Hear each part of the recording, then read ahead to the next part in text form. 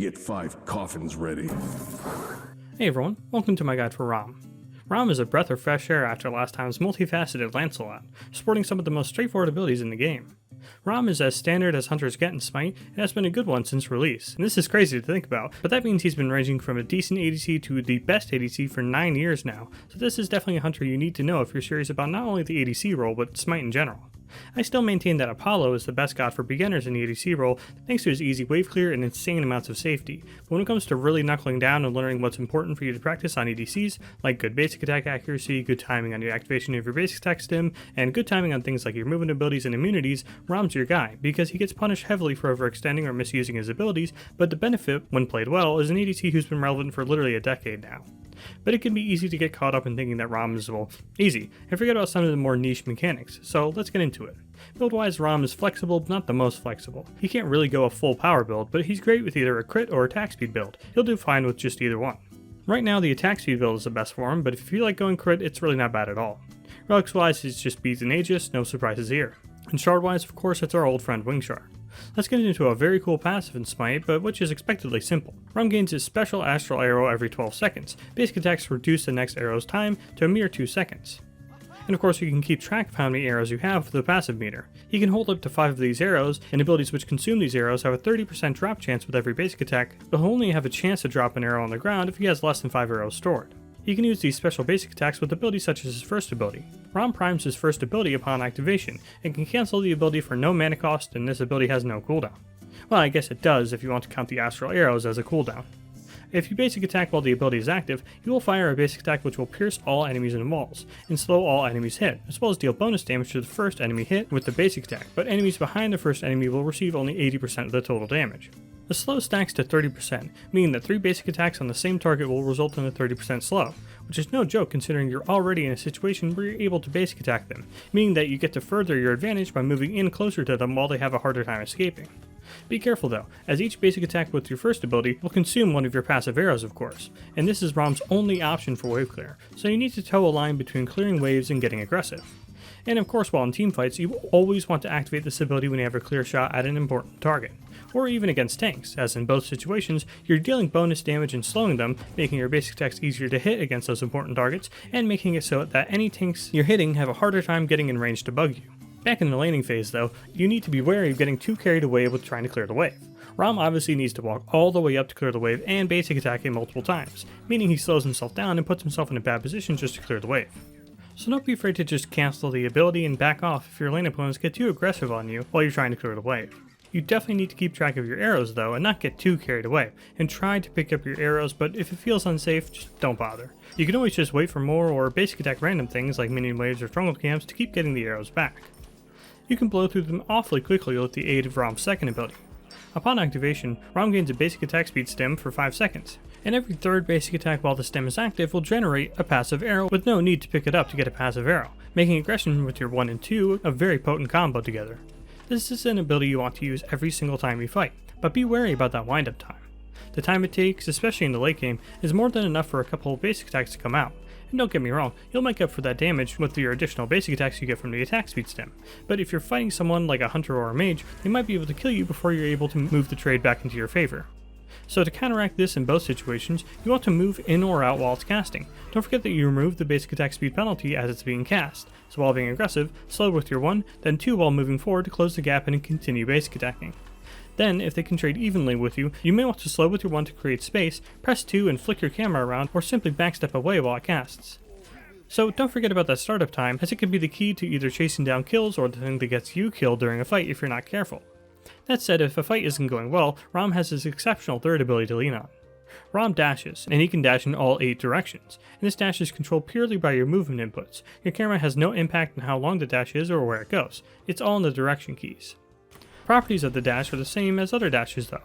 It cannot go through walls, but goes through all enemies, but Ram is susceptible to all forms of CC in this role, meaning that hard CC will completely stop it, and slows will still affect him after the roll is completed. Speaking of which, once the roll is completed, even if it was interrupted, Ram's next basic attack will have no basic attack movement speed penalty. Then, if he has a passive arrow available, he will use an arrow and deal bonus damage as well as cripple the first enemy hit by the basic attack. And if you have no passive arrows at the time of rolling, you will not have any of these effects on your next basic attack.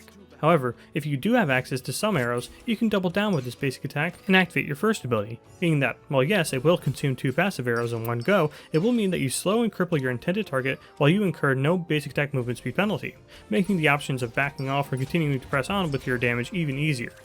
Again, however, just like with your first ability, be very mindful of your passive arrow count if you intend to use this ability aggressively. And for the record, if you only have 1 arrow and roll in, then activate your first ability, it will produce a shot that has no basic attack movement speed penalty, but will not cripple and deal the third ability's bonus damage, instead slowing and doing your first ability's bonus damage. It's kinda weird. So it more or less works the way you want it to, but it's just something to be aware of. Just like you should be aware of Ram's ultimate. Ram becomes CC immune and ascends into the sky. While in the sky, he's completely immune and untargetable, other than with niche cases like Nuwa ultimate. Ram can stay up in the air for 5 seconds, and this time while being immune is just as important as what comes next. Ram is able to fire up to 3 arrows at exceedingly long range, these arrows dealing damage in an AoE shortly after firing, and no matter how long the range is, the arrows will always have the same travel duration, which can throw you off a bit when you're trying to lead your shots. Each arrow deals more damage than the last, and has a smaller AoE, so it starts with a big AoE that does decent damage, and ends with a tiny AoE that does a lot of damage. And if there's one thing you want to practice on Ram, it's these shots, as it's actually among the top 3 hardest hitting abilities in the game if you hit all 3 shots, which is pretty good considering it has absurd range and the ability to fire over walls, and of course Ram can't be hit while he's casting this. And finally, Ram will have this ability's cooldown reduced every time he picks up one of his passive arrows, so in case that wasn't already clear, pick up those arrows, so long as it's safe to do so. First though, that immunity time. It's what makes Ram an exceptionally safe hunter, but of course you need to know how and when to use it, and especially understand when you want to use the ability for immunity and when it's time to deal some damage with the ultimate. So this immunity buys you a lot of time as Ram, but there are situations where you're trying to save yourself, but the ultimate is actually the worst possible way to do it. For instance, if you're being dove down by someone like a Susanoo or Thor, who have the damage and chase down resources to simply wait out your ultimate or kill you before you can get into it, it's best just to use your third ability and a relic such as beads to avoid them.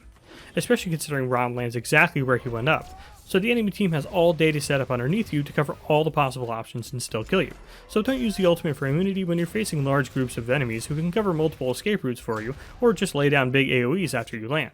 This means against something like a Poseidon ult, you really want to use your ultimate when you see that ultimate coming out. Otherwise, he's just going to save it for when you land after your ultimate. But then you have someone like Tsukuyomi, where, unless he's fed, you can reduce a significant amount of his damage by simply popping up into the air. The same goes for a lane opponent like Cupid, whose ultimate is instantly shut down by Ram simply going up into the skies. This will take a lot of time and situational awareness to know when it's good and when it's not good to use your ultimate for immunity, but it also takes good situational awareness to know how to use it for damage.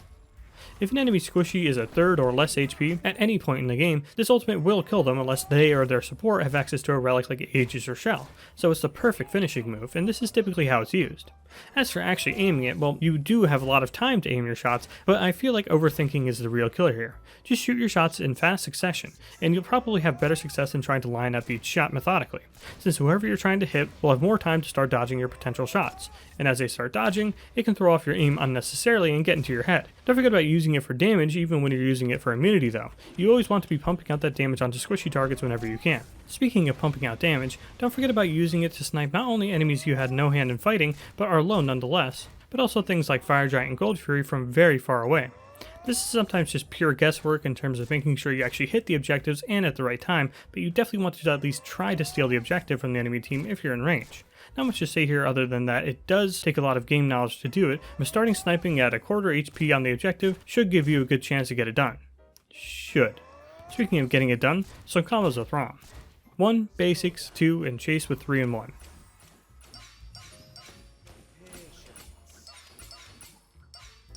3, 1, basic, 2, basic attacks.